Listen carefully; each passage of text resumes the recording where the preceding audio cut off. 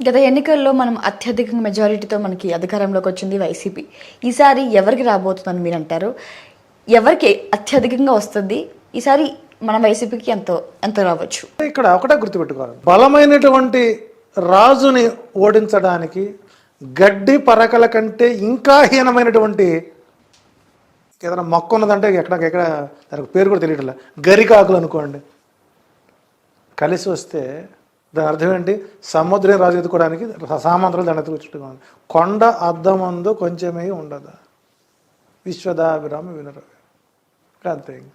So Jaganmohan Reddy clear క్లిస్టల్గా Chandrababu Naidu గారి ప్రోత్సాహంతో, పవన్ కళ్యాణ్ గారి యొక్క ఆదరాభిమానాలతో, పురంధరేశ్వరి గారి యొక్క ఆశీస్సులతో, నారా లోకేష్ గారి పిల్లచేష్టలతో, అసలు వైసీపీ ఓడిపోతున్నటువంటి స్థానాలను కూడా అద్భుతంగా వారి వాక్చాతుర్యాలతో ప్రజలలో మమేకమై సైకిల్ పోవాలి అని వాళ్ళ గుర్తుని వాళ్లే పోగొట్టుకుంటూ రేపు పొద్దున చంద్రబాబు నాయుడు గారు కానీ, లోకేష్ గారు కానివ్వండి, మా మాలోకం కానివ్వండి, చివరికి అక్కడ కన్ఫ్యూజ్ అవుతారు వీళ్ళు. ఎక్కడికి? ఈవీఎంకి వెళ్ళేసరికి రాత్రంతా అదే కళ ఉంటుంది కదా, పోయి ఆ ఫ్యాన్ గుర్తుకే ఓటేసి అత్యధిక మెజారిటీతో వైసీపీని గెలిపిస్తున్నారు. 107 నుంచి 115, 120 ఓట్ల శాతం గెలిపిస్తున్నారు. కుప్పంలో చంద్రబాబు గెలుస్తారని కొంతమంది, లేదు గెలవడానికి కొంతమంది, అవాస్తవాలని కొంతమంది, దాని గురించి మీరే అంటే ఇక్కడ ఇదే మన క్యూబ్ టీవీలో మన శ్రావణ్ గారు ఇంటర్వ్యూ చేస్తున్నప్పుడు నేను 25,000 ఓట్లతో ఓడిపోతున్నానంటే అదేంటండి, ఇది చాలా డేర్ వాయిస్, నా స్ట్రాటజీ ఇది, నా పొలిటికల్ స్ట్రాటజీ ఇది, మా వ్యూహాలు మాకుంటాయి. వాళ్ళు ఏమంటారు, షణ్ముఖ వ్యూహం అన్నారు. అది ఏ సంగ్రామంలో తెలియటల్లా, కొత్త పేరు కొత్త కొనుక్కొచ్చారు. కుప్పంలో చంద్రబాబు నాయుడు ఓడిపోతున్నాడు అనేది నా స్ట్రాటజీ. ఒక పొలిటికల్ అనలిస్ట్గా ఎందుకు అంత బలంగా చెప్తున్నారు ఓడిపోతారని? నా స్ట్రాటజీ అండి అది. నేను ఒక ఆస్ట్రాలజర్గా చెబుతున్నాను, ఓడిపోతున్నావు, నువ్వు జాగ్రత్త పడు, అక్కడికి వెళ్ళి నువ్వు మమ్మల్ని తిడుతున్నావు. నువ్వు ఇదే ఛానల్లో, ఇదే క్యూబ్ ఛానల్లో 6 నెలల ముందు చంద్రబాబు నాయుడు గారు బలాన్ తారీఖున కారాగార వాసం ఉంది వెళుతున్నాడు అన్నటువంటి ఆ టైంతో సహా ఇదే ఛానల్లో చెప్పాం. మరి ఆ రోజు తెలుగుదేశం పార్టీ కార్యకర్తలు నోట్లో బూరుగుపల్లి వారి బూరుగుపూడి బెల్లం పెట్టుకున్నారా? బలాన్ తారీఖున బయటకు వస్తాడు అని చెప్పి ఆ రోజు వచ్చినప్పుడు మమ్మల్ని గౌరవించారా మీరు? ఈ రోజున ఒక సాధారణ ఆస్ట్రాలజర్ని, నేను మెగా జ్యోతిష్యుడిని కాదండి, లేకపోతే నేనేమి పెద్ద జ్యోతిష్యుడిని కాదు, నేను జ్యోతిష్యం నేర్చుకుంటున్నా, నా జ్యోతిష్యం రాదు, నేర్చుకుంటున్నా, మంచి మాటలు చెబుతున్నాను. నన్ను ఈ రోజున ఒక అనలిస్ట్గా మార్చినటువంటి పార్టీ తెలుగుదేశం పార్టీ. నన్ను తిడటానికి, నన్ను కొడటానికి, నా ఇంటి చుట్టూ రిక్కీలేసి భయభ్రాంతులకు గురి చేసి, నాకేం భయం? జగన్మోహన్ రెడ్డి కోసం చావటానికైనా సిద్ధంగా ఉన్నది. నేను చెప్పేశాను మా ఇంట్లోకి, నన్ను ఏ క్షణంలో అయినా సరే తెలుగుదేశం వాళ్ళు హతమారుస్తారు, ఇది ఖాయం. ఒకవేళ వైసీపీ పార్టీ అధికారంలోకి వచ్చిన, అక్కడ చంద్రబాబు నాయుడు గెలిచిన, నాకు మరణం తథ్యం, డిసైడ్ అయిపోయినా నేను. కాబట్టి నా గురించి మీరు ఆలోచించకండి అన్ని బాధ్యతలు అప్పచెప్పాను. జగన్మోహన్ రెడ్డి కోసం నేను ప్రాణత్యాగాన్ని కూడా సిద్ధమన్నా. రైట్. షర్మిల గారు కడప నుంచి పోటీ చేస్తున్నారని ప్రచారం సాగుతుంది, దాని గురించి మీరేమంటారు? ఒకవేళ చేస్తే గనక మనకి గెలిచే అవకాశాలు కనిపిస్తున్నాయా, లేదా అవన్నీ ఒక స్ట్రాటజీగా, ఇది కూడా ఒక స్ట్రాటజీగా వాడుకుంటారా? మనం ఇందాక చెప్పుకున్నాం, ఇది ఒక స్ట్రాటజీ. ఒక రకంగా చెప్పాలంటే చిరంజీవులు అంటారండి. ఎన్టీ రామారావు చిరంజీవి. ఎందుకని? ఆయన చేసిన మంచి ఏదైతే ఉందో అది అచిరకాలం ఉండేటువంటిది, వాళ్ళకి మరణం లేదు, ఆ పేరుకు మరణం లేదు. ఎన్టీ రామారావు గారు రేపు మా మనవాళ్ళు కూడా మేము పరిచయం చేస్తాం. ఎన్టీ రామారావు ఘనత గురించి చెప్పాల్సింది. ఒక రకంగా చెప్పాలంటే ఎన్టీ రామారావు గారి ఆత్మ జగన్ రెడ్డిలోనికి ప్రవేశించి ఆ రోజు ఎన్టీ రామారావు ఏ పథకాలు అయితే పెట్టి చేయాలనుకున్నా అవన్నీ జగన్మోహన్ రెడ్డి చూపించారండి. రాజశేఖర రెడ్డి గారికి మరణం లేదు. ఎందుకంటే రాజశేఖర రెడ్డి గారు నేను ఒక ఆస్ట్రాలజర్గా పూర్వజన్మలపై పరిపూర్ణమైనటువంటి పట్టు కలిగిన వ్యక్తిని, నేను రీసెర్చ్ చేసిన వ్యక్తిని. ఆ రోజు అల్లూరు సీతారామరాజు గారి యొక్క చనిపోయినటువంటి డేట్ ఆఫ్ బర్త్, ఈయన పుట్టిన డేట్ ఆఫ్ బర్త్ ఒకటేనండి. వైఎస్ రాజశేఖర రెడ్డి అలియాస్ అల్లూరు సీతారామరాజు, వాళ్ళిద్దరు పందా ఒకటే. ఎప్పుడైతే ఆయన పేరు చారిత్రకంగా నిలబడిపోయింది అనుకున్నామో, అటువంటి చరిత్రని షర్మిల తిరగరాసిందండి. ఎప్పుడైతే మురుసుపల్లి షర్మిలా శాస్త్రి రాహుల్ గాంధీకి తల వంచిందో ఆ రోజు రాజశేఖర రెడ్డి మరణించిన రోజు అండి. ఎప్పుడైతే ఒక వ్యవస్థలో తన తల్లిదండ్రులకు అవమానపరిచిని హతమార్చిన వ్యక్తులతో చేయి కలిపిందో ప్యాకేజీల కోసం, నీ మొగుడు సమర్థవంతుడైతే నీ బతికెలా ఎందుకుంటుంది? ఇక్కడంతా ఏంటి? స్వార్థజనితమైనటువంటి జీవితాలు ఇవి. సో కాబట్టి షర్మిల డిపాజిట్ కూడా అక్కడ రాదు, మరొక అవమాన భారంతో వెనుతిరగాల్సింది. ఈసారి వైసీపీకి ఎన్ని సీట్లు వచ్చే అవకాశాలు ఉన్నాయి? 107 నుంచి 115, ఇంకా వస్తే ఇంకో 10 వస్తాయేమో. అంటే ఇది కూడా మీ స్ట్రాటజీ ప్రకారం చెప్తున్నారా, ఆస్ట్రాలజీ ప్రకారం చెప్తున్నారా? రెండు కలుపుతానండి. ఆంధ్రప్రదేశ్ తెలుగు రాష్ట్రాల్లో ఉన్న ఏకైక మేధిని జ్యోతిష్యుడు నేను ఒక్కడిని. Open challenge. ఎంత సంఖ్య చెప్పారు ఇందాక? 107 నుంచి 115. ఇది తప్పితే నేనే జూన్ 4 ఇక్కడికి వస్తాను. నేను జూన్ 4న కౌంటింగ్ రోజున క్యూబ్ టీవీలో కూర్చుంటాను. ఆరో తెలిసిపోతుంది కదా. చంద్రబాబు నాయుడు అన్ని సర్వేసులు కూడా ఏం చెబుతున్నాయండి? చంద్రబాబు నాయుడికి మెజారిటీ తగ్గుతుంది అని చెబుతున్నారు. కారణం వారికి తెలిసి ఓడిపోతున్నారని. నేను ఓపెన్ చెబుతున్నాను, ఓడిపోతున్నాను. ఒక అనలిస్ట్ తాను తీసుకున్నటువంటి లైనప్ మారకూడదండి. గుడివాడ నుంచి కొడాలి నాని ఓడిపోతారనే ప్రచారం సాగుతుంది, దాని గురించి మీరు? 13,600 ఓట్లపై మెజారిటీతో గుడివాడలో నాని గెలుస్తున్నాడు. తెలుగుదేశం పార్టీ పూర్తి పేరు పలకలేరు, తన పేరు తాను చెప్పుకోలేడు. మేము ఆ రోజున తెలుగుదేశం పార్టీ మీటింగ్ పెడితే బాబు 300 రూపాయలు ఇచ్చి మేము నుంచున్నాం రోడ్డు మీద. సార్ 300 ఇస్తున్నాం సార్, లోపల కూర్చోండి సార్. అక్కడ గుడివాడలో నానికి మాస్ ఫాలోయింగ్ ఉంది. కానీ కొడాలి నాని చూసి అక్కడ ఓటేయట్లేదండి. రాజశేఖర రెడ్డి అనేటువంటి వ్యక్తి ఆనాడు కొడాలి నాని తెలుగుదేశం పార్టీలో ఉన్నప్పుడు, తాను సీఎంగా ఉన్నప్పుడు అక్కడ నీటి ఎద్దడిని తీర్చినటువంటి ఏకైక భగీరథుడు గుడివాడ ప్రజలకు వైఎస్ రాజశేఖర రెడ్డి. కొన్ని వందల కుటుంబాలకి, వేల కుటుంబాలకి వాటర్ సప్లై చేశారండి.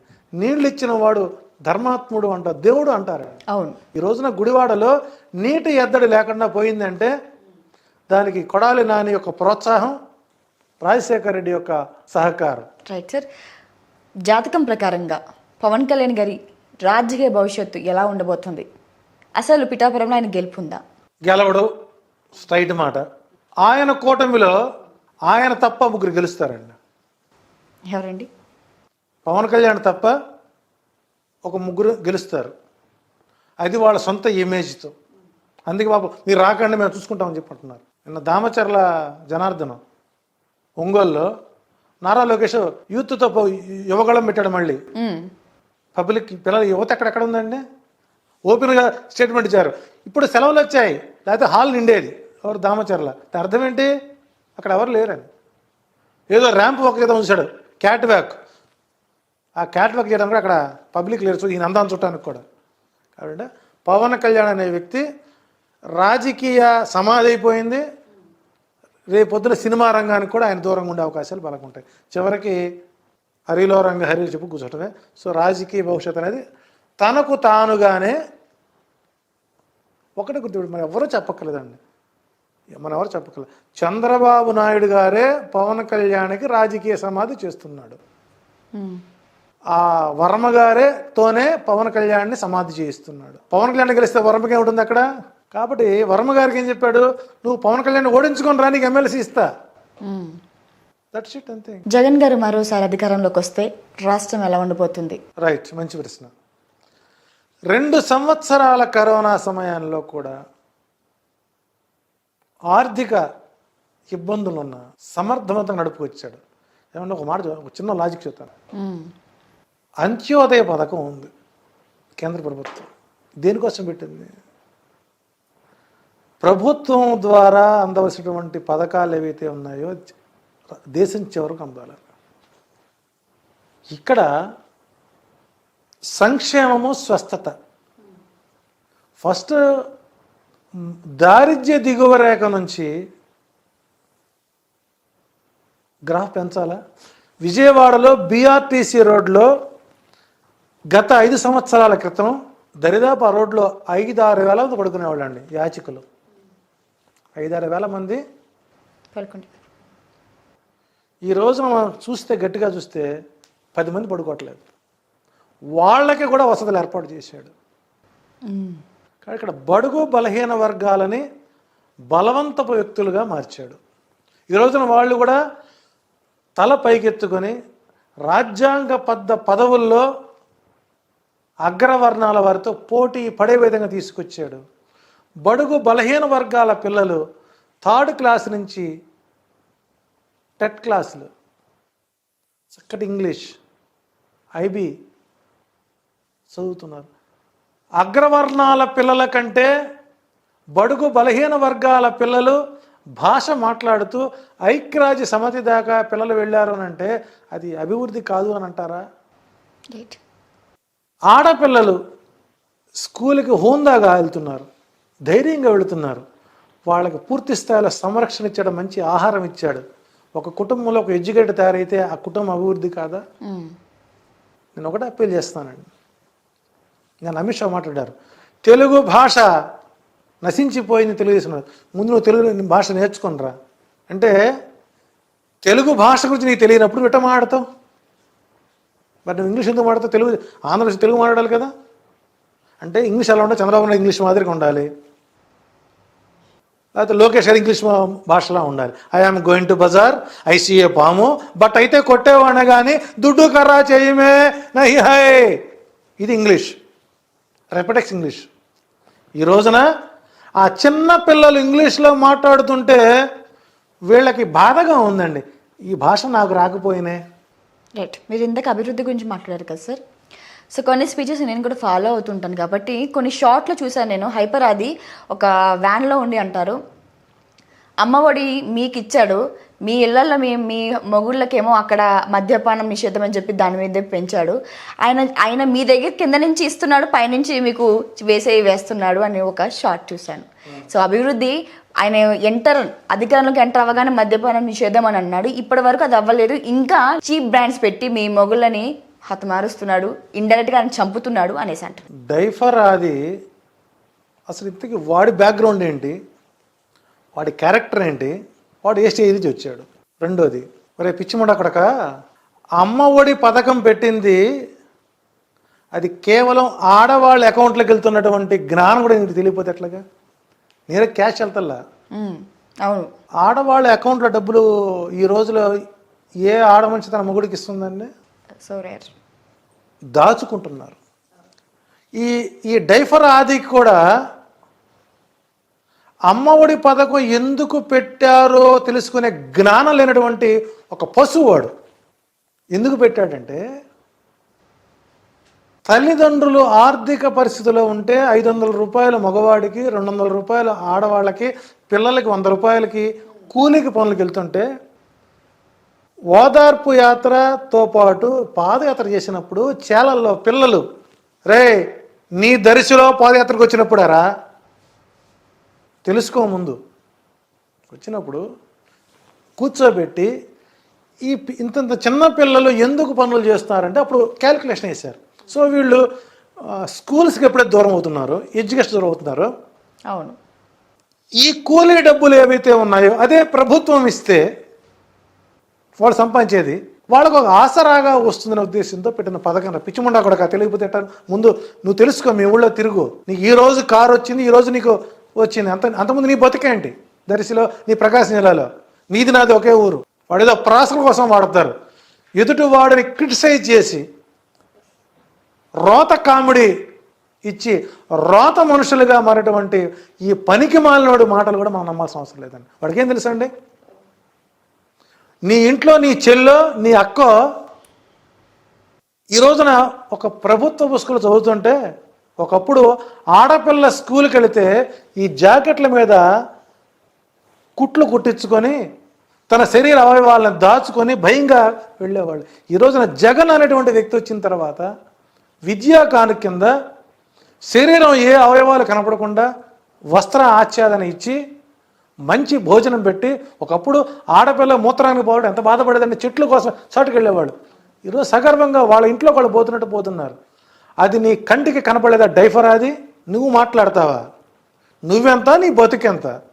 నువ్వంత మగోడవైతే, మనగాడవైతే, వైసీపీ పార్టీ విమర్శించే స్థాయి నీకుంటే, తాడేపల్లి సీఎంఓ టోల్ గేట్ మీద చేయి, నా దమ్మెంటు చూపిస్తా నీకు. ఇతను ట్రై చేశాడు దర్శి సిటీ కావాలని, నేను తక్కువడేం కాదండి. ఇప్పుడు ప్రచారం చేస్తుంది. మరి మధ్యలో ఎందుకురా అన్ని రోజులు ఫోన్ ఆపేసుకున్నావు? సభలో వాగాడు ఇట్టాగే. అంటే సజ్జల రామకృష్ణారెడ్డి గడ్డం గీర్చుకున్న వయసు లేదు నీది. సజ్జల రామకృష్ణారెడ్డి షేవింగ్ చేసుకున్నంత వయసు లేదు నీది. నీవు ఆయన అన్ని మంత్రుల గురించి మాట్లాడతావు, రోజా గురించి మాట్లాడాడు. ఆమె ముందు కోతి గంతులేసి కోతి మాటలు మాట్లాడు రోజా గురించి మాట్లాడతావు. రోజా కాలి గోట్లు తీసుకున్నంత వయసు లేదు నీది. నువ్వు ఆయన అంటావు. నీవెంత, నీ బతుకెంత, నీ సంపాదన అంత. ఈరోజు ఏదో వచ్చిందని చెప్పేసి నువ్వు విర్రవీగుతుంటే అది నీకు పతనానికి స్థానం అవుతుంది. రేపు నీకు ఏదైనా ఇబ్బంది వస్తే ఇదే పవన్ కళ్యాణ్ నీకు సహకరించాడు, అది గుర్తుపెట్టుకో. నేమంటే డిసైడ్ అయిపోయినావు, మమ్మల్ని చంపుతారని డిసైడ్ అయిపోయాం కాబట్టి నేను యథేచ్ఛగా స్వేచ్ఛగా మాట్లాడుతున్నాను. నేను ఇప్పుడు చెబుతాను, నాకు ప్రాణహాని అని ఉన్నది ఉంటే తెలుగుదేశం పార్టీ వాళ్ళ వల్లే ఉంది. ఒకవేళ మీకు ఏదైనా వాళ్ళదే పోచి పూర్తి బాధ్యత వహించాలి. ప్రభుత్వం నాకు రక్షణ కల్పించాలండి. నేను భావ స్వేచ్ఛ ప్రకటన నాకు ఉంది. నా ఏమనే మాట్లాడతాను, ఎవరు హట్ చేయట్లేదు నేను. ఎందుకని సార్? ఎందుకు వాళ్ళు మీకు ఏం చేస్తారు? అసలు ఒకటి నెగిటివ్ మాట్లాడుతున్నారు ఏమైనా చేస్తారంటారా? సహజంగా చంద్రబాబు నాయుడు గారితో నెగిటివ్ మైండ్ సెట్ అండి. అందుకు మీరు మాట్లాడతారని చెప్పి మిమ్మల్ని చంపే ప్రయత్నం. నేనే మాటకి ఎవరు మాడకూడదు, అర్థమైందా? అట్లాగే మధ్యాహ్నం ఆహార పథకం అండి, నేను మన ఇంట్లో తినలేమండి ఆ భోజనం అయితే. ఈ రోజున సోనా మసూరి బియ్యాన్ని అన్నం క్యాంటీన్ అని, అన్నా క్యాంటీన్, అది ఒక వాళ్ళ కమ్యూనిటీకి పెట్టుకున్నటువంటి ఆహార పథకం అండి. అది అన్నా క్యాంటీన్లో 5 రూపాయల చొప్పున నువ్వు కట్టించుకొని 58 రూపాయలు ఖర్చు పెట్టారండి. 58 ప్లస్ 5 రూపాయలు 62 రూపాయలు నీవు ప్రభుత్వ ధనాన్ని దుర్వినియోగం చేసి 5 రూపాయలకి అన్నా క్యాంటీన్లు పెడతావా? నీ పరిపాలనలో కూడా అడుక్కు తినేవాళ్ళు, అన్నం పట్టని వాళ్ళు ఉన్నారనేగా నీ ఉద్దేశం. ఈ దరిద్రం చూపించింది నువ్వేగా. తిన్నది ఎవరండి? అన్నా క్యాంటీన్ తిన్నది ఎవరు? బడుగు బలహీన వర్గాలు తినలేదండి. నేను ప్రత్యక్షంగా వాళ్ళ కమ్యూనిటీ వాళ్ళ కారులో కూర్చొని వెళ్తున్నాం. ఒక ఆమె ఫోన్ చేసింది, అక్క నేను అన్నా క్యాంటీన్ దగ్గర ఉన్నా, బాగుంది అక్క భోజనం, ఇక్కడ సాంబార్ అన్నం పెరుగన్నం పెడుతున్నారు, ఇంతకంటే ఎక్కువ తింటా ఇక్కడ నవటల హోటల్లో, ఇక్కడికి వచ్చే అంతా మన వాళ్ళు ఉన్నారు. నీ వాళ్ళు తిన్నారు అన్న క్యాంటీన్లో, నీ వాళ్ళ కోసం పెట్టుకున్నావు అన్న క్యాంటీన్లో, నీ జన్మ కౌంటర్ కోసం పెట్టావు అన్న క్యాంటీన్లో. 5 బడుగులు తింటే 95 మంది నీ వాళ్ళు తిన్నారు, నీ వాళ్ళకి నువ్వు పెట్టుకున్నావు. ఎందుకు సార్ అక్కడ తిరిగే బీదవాళ్ళు కాకపోతే లేదా మేము మిడిల్ క్లాస్ వాళ్ళు కూడా ఒకటి గుర్తుపెట్టుకోండి, విజయవాడలో అలంకార టాకీస్ దగ్గర రోజుకి కొన్ని వందల మందికి ఉచితంగా అన్నం పెట్టేవాళ్ళు ఉన్నారండి. వాళ్ళు ఉచితంగా పెట్టారు, 5 రూపాయలు తీసి పెట్టావు. నువ్వు గొప్ప, వాళ్ళు గొప్ప. ఇందాక మనం ఆ మాటలో కట్ అయింది, మీకు ఎందుకు ప్రాణహాని ఉంది టీడీపీ వల్ల? అంటే చంద్రబాబు ఓడిపోతాడని చెప్పాను, చంద్రబాబు ఓడిపోతున్నాడని చెప్పాను. ఓడిపోతున్నందుకే మిమ్మల్ని చంపుతారు, టార్గెట్ చేశారండి, రిక్కిలు పెట్టారు. ఎలాంటి ఎదుర్కొన్నారు వాళ్ళ వల్ల మీరు? నేనే ఛాలెంజ్ ఇచ్చా, టీడీపీ ఆఫీస్ దగ్గర వచ్చి నుంచుంటా, చంద్రబాబు నాయుడు గారి హెరిటేజ్లోని బటర్ మిల్క్ తాగుతూ నుంచుంటా, చంపేవాళ్ళు చంపండి. మీకంటే ఇంకా ఘోరంగా వాళ్ళని గలీజ్గా అబ్యూజ్గా మాట్లాడిన వాళ్ళు ఉన్నారు, మరి వాళ్ళని కూడా ఏం చేయలేదు కదా మిమ్మల్ని. అంటే నేను ఇక్కడ అంటే ఇది బద్దవైరం కదా. కమ్యూనిటీ వల్ల మిమ్మల్ని చంపుతారా?